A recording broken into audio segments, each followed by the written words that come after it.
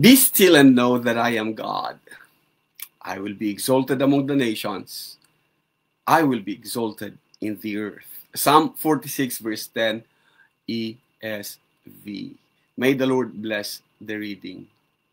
Blessed everyone and welcome to our live stream. Again, this is your brother in Christ, Jose Ronboy Perez Cariaga. Muli na naman pong bumabate, muli na naman pong nagbibigay pugay sa lahat-lahat ng mga tagapagtangkilik ng broadcast ito.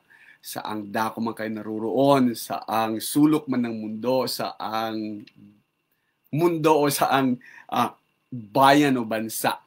Anong oras, anong araw man nyo panoorin, ang pagpapala ng dakilang may kapal ang sana ay sumaaten. Be still ang pinag-uusapan natin. Alam nyo ba, na nung ginawa ko ang photo na to at balak po sana talagang lagyan ng Be Still World Mental Health Day noong October 10, 2025 dahil yan po ang World Mental Health Day. Pero pagdating ko ng paaralan, ang bumungad sa akin kaagad-agad ay ang mga nangyayaring earthquakes. Truth is, 4 na magkakasunod na lindol tumama sa Pilipinas at mayroon pa tayong doblet doon sa Davao, isang 7.4 at saka isang 6.8. Hindi sana ito ang topiko kung tatalakan niyo yung araw na to, ngayong linggong ito. Subalit may dumating pa pong isa ulit na 6.2 earthquake sa Kagwait naman sa Surigao del Sur. Now, taga Mindanao po ako. At ang mga dakong nabanggit ay pinanggalingan ko o napuntahan ko or personally, nakarating ako sa mga dakong ito. Surigao del Sur, galing po ako ng Cotabato, Sultan Kudarat, na halos naikot natin ang mga kapuluan na to.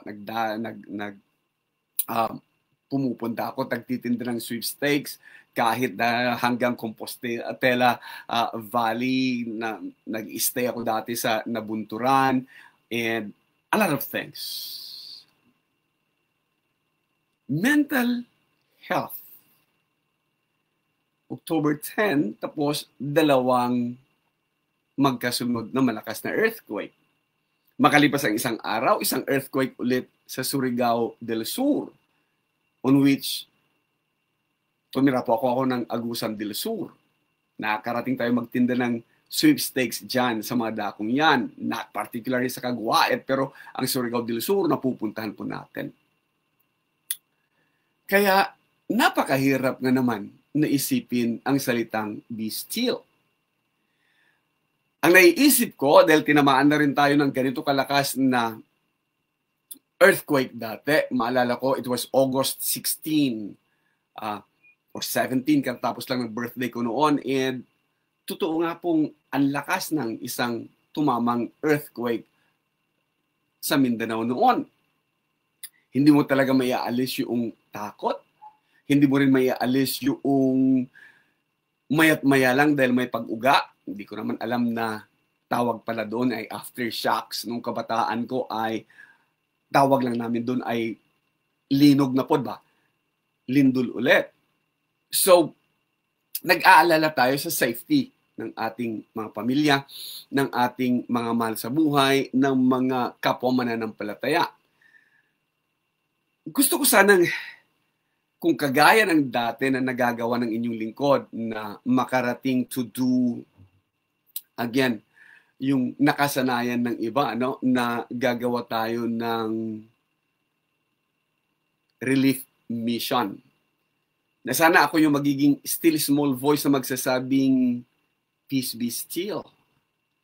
Be still and know that God is in control. Kagaya sana ng nangyari noong June 2012 sa Negros Oriental. Umabot ako hanggang doon sa tuktok, umabot po tayo sa taas. Sa tulong ni kapatid na Richard Emperado, sa tulong ng mga kapatiran doon sa Tayasan. Ginamit natin yung sasakyan nila hanggang nakarating tayo sa pinakamataas na dako. Ang tawag ko nga po nito noon ay yung lilipot. Dahil nakita namin mula sa malayo ang mga maliliit na mga nipa huts. Hindi ako makapaniwala na may mga taong nakatira doon dahil maliliit nga.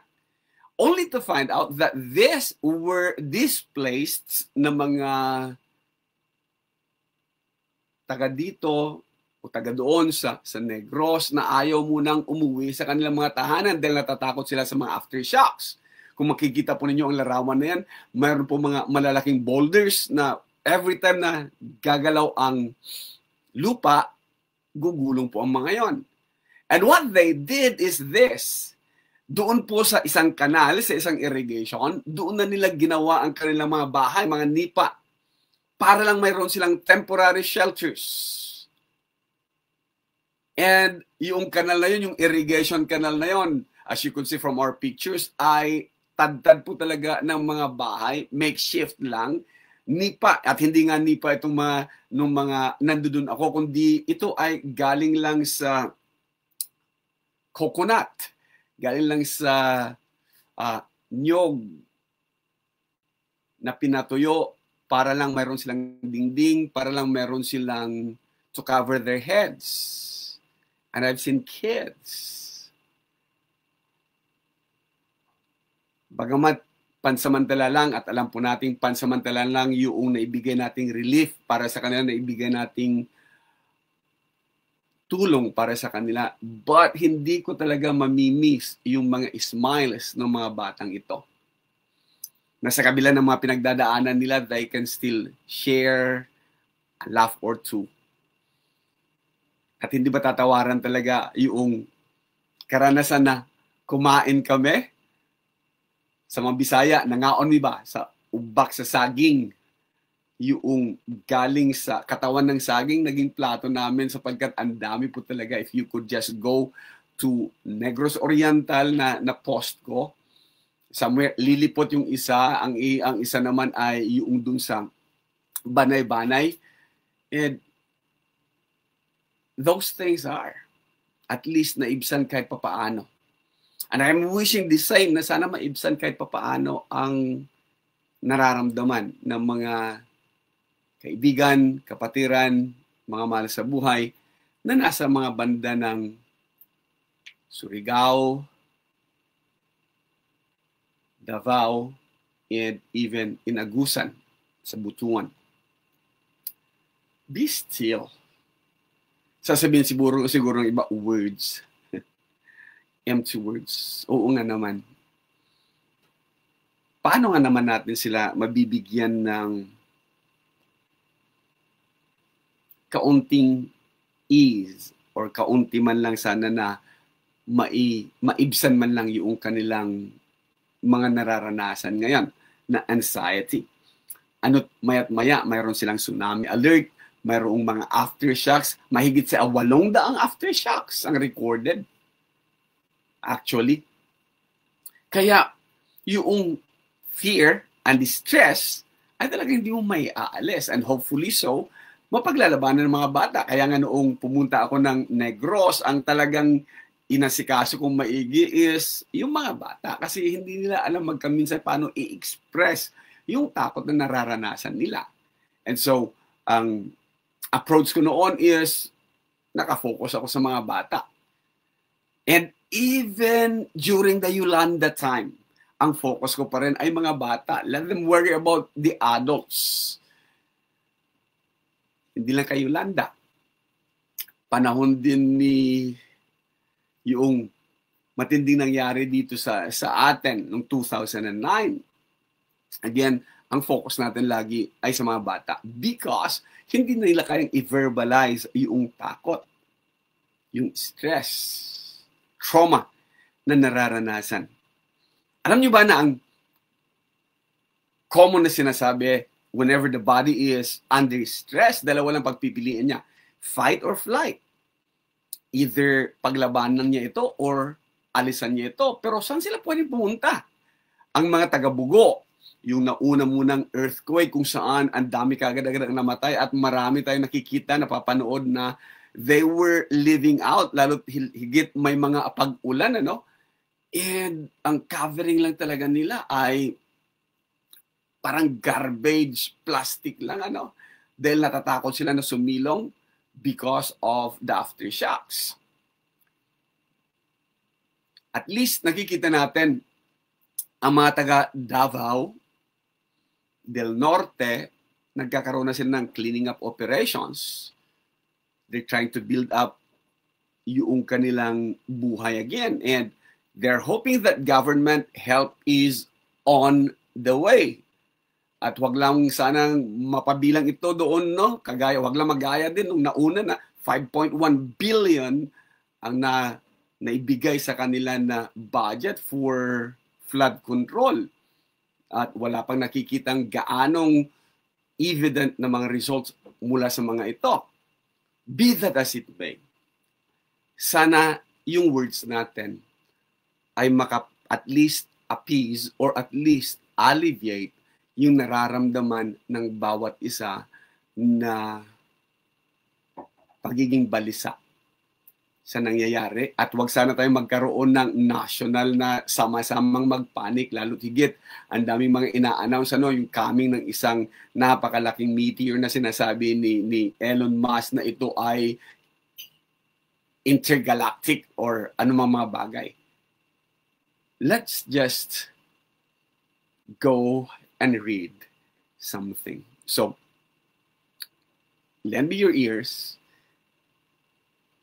at magkukwento muna ako sumandali. Ang mapag-uusapan natin, and this is based from Exodus chapter 14, they were slaves. Kagaya ng mga Pilipino, we were slaves also under the Spaniards for 330 years. They too were slaves. They were slaves for more than 300 years.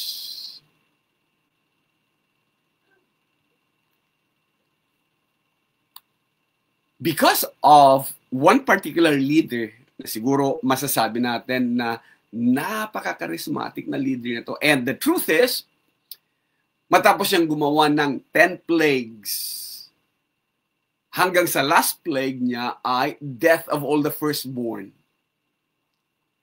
Nangyari, ang lahat-lahat ng mga slaves sa dakong ito, pinayagan silang umalis. Lahat ng alipin pinayagang umalis.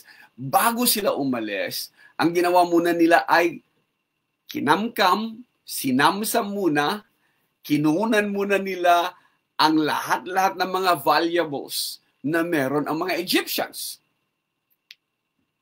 Para bang tinalo nila ang Egypt sa isang digmaan na ano pat kinuha nila ay ito na ay mga, hindi naman natin matatawag na loot, kundi ito ay yung mga napanalunan mo. So these slaves went after their masters, na bago sila umalis, sinabing kunin niyo ang lahat ng gusto yung kunin, at hindi po nangiming manguha talaga ang mga Israelites na ito ng mga mamahalin gold, silver, whatever na mapapakinabangan nila on their way out of Egypt. Ninakawan, niransak talaga nila ang Egypt. At ang turing doon ay parang spoils of war. Kumuha sila ng lahat ng gugustuhin nila. Yun nga lang after some time, nung mahimasmasan sapagkat walang bahay, ayon sa Biblia, walang bahay na walang minatay nung time na yan. Dahil bawat bahay may panganay, at sa bawat panganay, naubos talaga lahat ng panganay sa Egypt. Not unless yung mga may panganay na mayroong blood markings sa kanilang pintuan. So this time, they're on the run. They're being pursued. Pharaoh ordered them to be pursued. Kaso, umabot sila sa dead end. Wala na mapuntahan na iba. Sa kabilang dako, nakikita nila ang Red Sea. Isang napakalawak at alam nilang malalim na karagatan.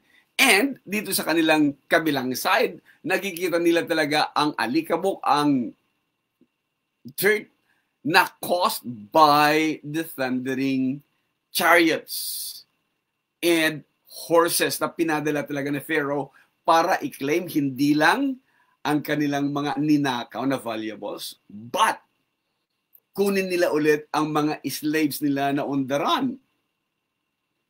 At wala silang intention talaga na maging mabait sapagkat marami din sa kanila ang talagang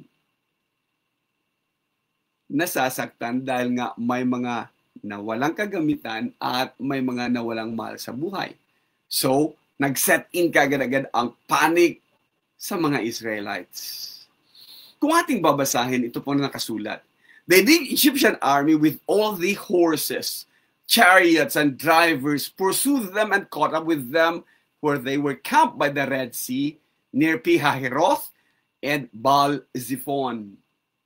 Nung makita nga ng mga Israelita, ang hari at ang kanyang army marching against them, they were terrified and cried out to the Lord to help, for help. Alam nilang no way out. They were caught between the Red Sea and Pharaoh's army. And the Pharaoh's army, even Pharaoh himself, is not on the mood. At wala siya siguro sa mood na makipag-usap, kundi they are out for blood. Fight or flight?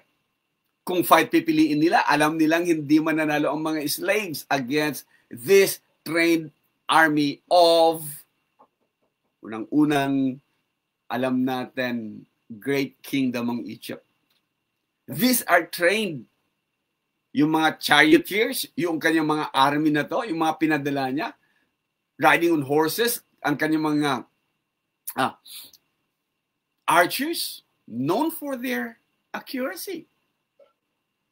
Kaya ano mangyayari? So with this, sabi nila kay Moses, weren't there any graves in Egypt? Did you have to bring us out here in the desert to die? Ano tong ginawa mo sa amin? By bringing us out of Egypt, mamamatay kami dito sa disyerto. Wala bang paglilibingan sa amin doon sa Egypt? Hindi ba't sinabi namin sa iyo, didn't we tell you before we left that this would happen? Or hindi ba't sinabi namin sa iyo, we told you to leave us alone and just let us go on being slaves of the Egyptians? Because it would be better to be slaves there than to die here in the desert. Oo nga naman. Itong tinatawag natin na amygdala hijack, kung saan ang brain natin kapag ka na-overwhelm ng takot, hindi makapag-isip logically. Hindi makapaniwala. Kaya nagbalik sila sa kanilang tinatawag na emotional regression. Ngayon sana malaya na sila, bumalik na lang sila sa slave mentality. Mas maigi pa nung nasa Egypt kami at paulit-ulit itong cycle na ganito. Paulit-ulit na babalik itong emotional regression nila. Pagka wala na sila makain, sasabihin nila mabuti pa sa Egypt. Pagka walang asin, mabuti pa sa Egypt. Pagka walang mainom, mabuti pa sa Egypt. Tamad at nakakasawang ang pakinggan din ang mga bagay-bagay nito, pero paulit-ulit po yan. Walang pinagkaiba sa sitwasyon ng Pilipinas. Paulit-ulit. Paulit-ulit natin sinasabing because of corruption. Paulit-ulit natin sinasabing dahil dito, dahil doon. Eh tuwing election naman, napakitaan ka lang ng 50 pesos, ibinoto mo na naman. Napakitaan ka lang ng project niya, nakita mo lang yung picture niya na ito ay gawa ni ganito, bagamat taxes natin ang ginamit doon, naniwala ka na naman. So paulit-ulit yung ating emotional regression, tapos lalakas ng loob natin, magrally ng magrally. Wala namang nababago. Dahil in ourselves, we allow corruption to, teka muna, hindi pala ito, politics. But the same thing. The emotional regression makikita natin sa mga Israelites is this. Yung blame game. Nakikita natin sa mga Gen Z ngayon, isa sa pinakamahirap gawin ng isang Gen Z is to man up for their mistakes. Kaya tama yung pagiging self-entitled. Every now and then na mayroong kliyente o mayroon akong bisita sa OSA, Laging iba ang sinisisi. Nalagay sila sa ganito na FDA sila or failed due to absences or hindi nakapag-perform or bumagsak because of. And they start blaming others. Circumstances. Nakakatuwa talaga, laging sinisisi. Traffic kasi, sir eh. Sir, traffic. Eh, nasa Pilipinas tayo, hindi mo maialis ang traffic. Ang magkaminsan, sir, pumunta ako dito, wala ka eh. This is your fault. O sasabihin na, sir, kasi wala si sir eh. Ay, nako. Blame game. The next one, magkaminsan naririnig pa natin to, no? Yung isang senador natin para daw walang flood pagka hindi naman tag-ulan. Sabagay nga naman, ano? Pero ang sarcasm na binout out ng mga Israelita ito, were there any graves or enough graves, libingan sa Egypt na kailangan pa talaga kami malibing dito sa disyerto? And the last but not least is yung catastrophic thinking. Na lahat nag-iisip, we will die here. This is it. Wala tayong ibang pupuntahan, mamamatay talaga tayo dito. Na siyang mga nararamdaman ng ilan na ito yung coping pattern. Yung fight or flight, dahil hindi maka-flight, nag-freeze. Di ba pagkatakot na takot ka, hindi ka makagalaw sa takot. And you get fixated on that. At ang inaasahan natin sa mga kaibigan natin na mga nasa Mindanao, they don't fixate on this na sasabing, mo na gid ni, katapusan na gid this, kalibutan. Whew. Napakahirap. Yet, when we study this, yung nangyari sa mga Israelites being pursued by the Egyptians, ang daming pinapakita niya.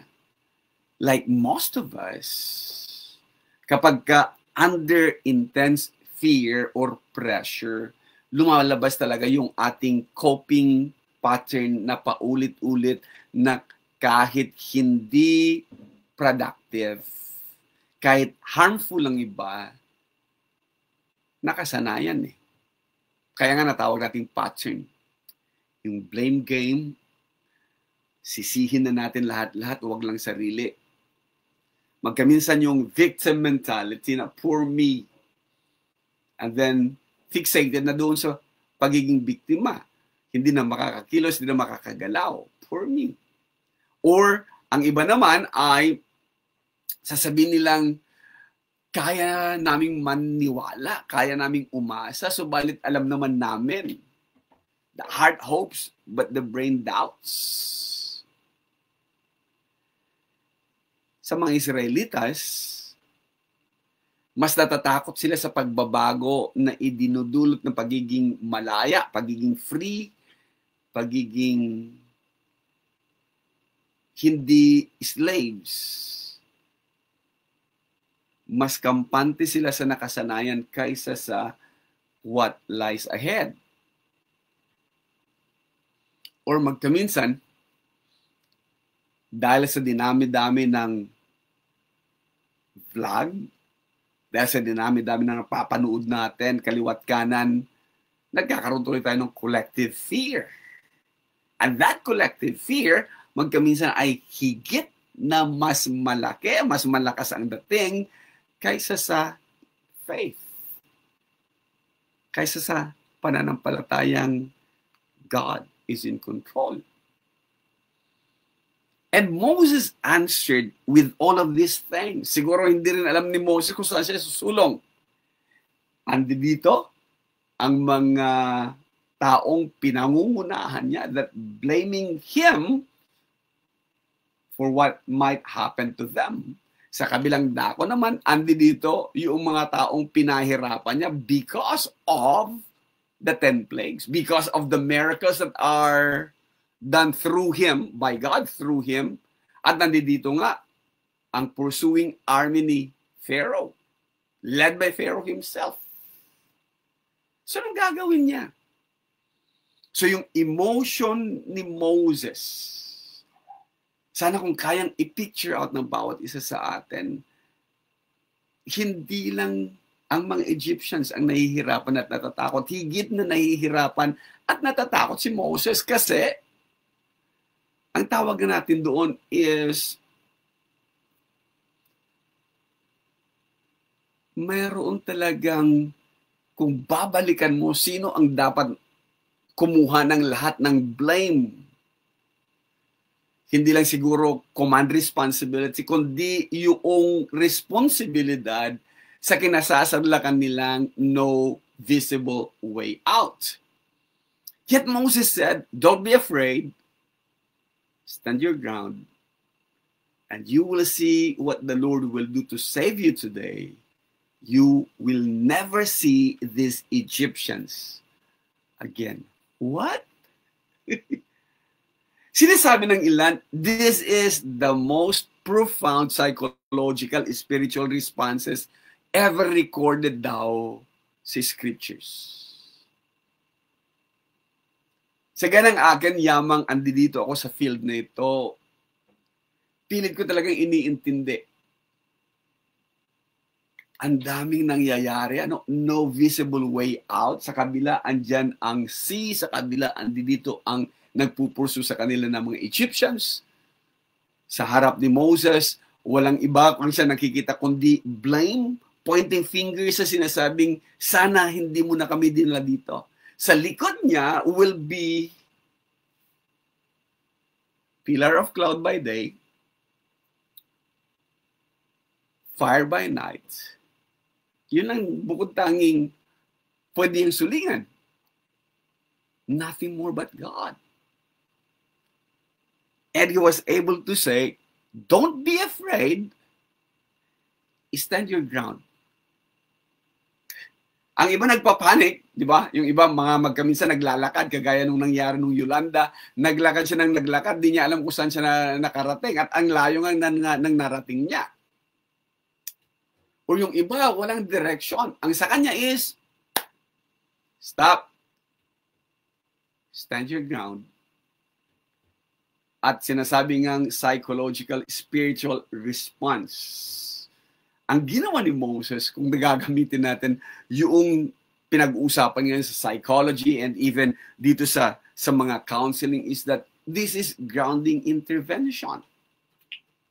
Nung sabihin niya, do not be afraid, that is emotion regulation. Kailangan talagang kontrolin natin ano ba ang kinatatakutan mo. Naming and calming fear. Natatakot ako kasi dagat. Ngayon, ano meron sa dagat? Natatakot ako kasi andi dito yung mga Egyptians. So, ano mangyayari doon? Pag natakot ka, so meron bang mangyayari? Grounding intervention.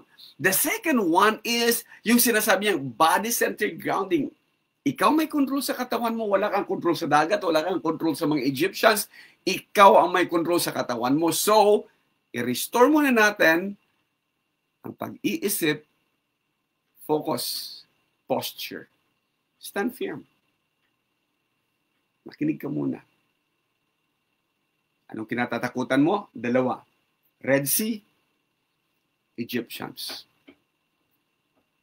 May control ka sa katawan mo, then body-centered grounding. And the last one na ginawa niya is this, cognitive reorientation. Don't panic. Be still. Ibig niya sabihin, sa halip na mag-focus ka dito sa dagat at mag-focus ka doon, mag-focus ka muna sa sarili mo, i-ground mo sarili mo, and then mag-isip anong pwedeng gawin. Sa mga gumagamit ng CBT, Cognitive Behavior Therapy, ito pong tinatawag nilang Crisis De-escalation Technique or Mindfulness Grounding. Ito po yung tutulungan mo ang isang kliyente na to take hold of himself. Sa mga pag-aaral o sa mga panunood natin ng mga movies, ano, magkaminsan lagi natin naririnig ang mga Amerikano sasabing, take hold of yourself. Grab yourself. Ibig sabihin nun ay grounding intervention.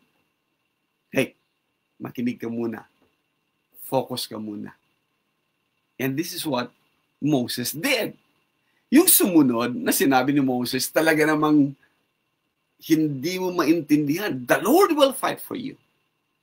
All you have to do is still. Assurance. Assurance that hindi kayo iniwanan ng mga nasa likod ko. Nasa likod ko pa rin siya. Andyan pa rin yan. The Lord will fight for you. All you have to do is keep still. Sumalit tayo ng mga tao, magkaminsan, ano ba pwede natin gawin? And so I started saying, can we help? Alam ba doon sa keeping still ang pwede mong gawin? Can we help? Yes, help yourself. How to do that? Because if you understand what still mean, doon sa original niya, sinasabi niyang, ang still is, be silent, hold your peace, stop striving. Redirection, ano? Tumigil ka muna. Ang pagiging silent ay hindi ibig sabihin ng tumigil ka sa kangangawa, kundi take hold of yourself. Hold your peace. Sabi ng ilan, to be still, there is regulated readiness and not freezing, but centering and keeping oneself ready for action. Sapagkat stillness precedes clarity. Kung matuto ka nga namang kumalma, kung matuto ka nga namang tumigil muna. Hindi ba pagka may mga problema tayo, ang iba kasi, pag nagpapanik, galaw ng galaw. Pag nagpapanik, kung anong kinikilos, ang unang-unang natin sasabihin ay, maupo ka muna, tumigil muna. Be still. When you're still, you could think. When you're still, you could clear out yung mga doubts, clear out natin yung mga bagay-bagay na hindi naman natin kontrolado, like the Red Sea and the army. But you can control is yourself and how you react to the situation. Ang galing. Kaya pala tinatawag na one of the greatest na passage ito pagdating dito. Anxiety clouds judgment, but peace reveals direction. I like that. Kung balisa ka nga, hindi nga tama yung judgment mo, hindi nga tama yung magiging decision mo. Kaya may kasabihan na, huwag kang gagawa ng decision when you are overly excited, when you're angry, when you are sad, kasi it clouds your judgment. Ganon din naman dito sa kanilang kinasasadlakan. Anong magagawa mo pag nagpapanik ka? Hindi mo naman pwedeng languyin ang Red Sea. Hindi mo naman pwedeng magrambo ka kalabanin ang mga nagpupursu sa iyo na army ni Pharaoh. Grounding. Be still and know that I am God. Nakakatuwa. And because of such, after na maging still sila, the Lord said to Moses, bakit ka pa umiiyak, humihingi ng tulong? Ngayong kumalma sila, tell the people to move forward. Yung unang-una is yung mental calmness, then naalis na yung mga doubts na mga nag-cloud sa kanilang mga pag-iisip. When they were still, when they were calm, God said, move forward. Where? To the left or to the right? Lord, saan ba? Left or right? Alam ng Panginoon, pagka kinalaman nila ang mga Egyptians, no way. Hindi mananalo. Well-equipped ang mga Egyptians. So, ang kanyang ginawa is towards the sea. At alam na natin, yung parting of the Red Sea, kung mamarapatin ninyo, basahin na ninyo, it will be parting of the Red Sea and they walk on dry ground. That's getting ahead of our lesson. Pero that is what's going to happen. Kaya, ang makikita natin, faith's greatest miracle often begins in mental calmness, hindi physical action. Pagkakalmado na, grounded na, hindi na nagpapanik, alam na niyo kung anong gagawin. Karamihan sa mga disgrasyang nararanasan natin, pagka natakot, may nangyayari. Kahit na yung nagulat, dahil sa reaction, may nangyayari. Pero kung kalmado, tama ang bawat ikinikilos. Clarity before action. It is where anxiety shouts, do something. Iba ang sinisigaw ng isang kalmado. Let God move. Stillness whispers, let God move. And faith moves from anxiety to stillness, balisa, panic, anxiety, pagiging kalmante, still, waiting for action, waiting for instruction, then obedience, and then deliverance. Yun ang pinakita ng Diyos sa mga Israelites. Ulitin natin, yung cognitive behavioral therapy. Ginamit dito ni Moses yung cognitive behavioral change sequence. Unang-una, from panic, from chaos, ginawa niya muna, let's calm the emotion. Ano ang root cause? Red Sea, pursuing Egyptians. Ano mangyayari? Clarify perception. May magagawa ka ba sa mga Israelita, sa mga Egyptians? Wala. May magagawa ka ba sa Red Sea? Wala. So, no action. Choose adaptive action. Anong pwedeng action ang gagawin? Be still and know that I am God. Sa mga kapatid ko nasa Mindanao, sa mga kaibigan at kaya mga kapatiran ng mga nasa Mindanao, sana ito ang maging still small voice na sa kabila ng mga nangyayaring ito,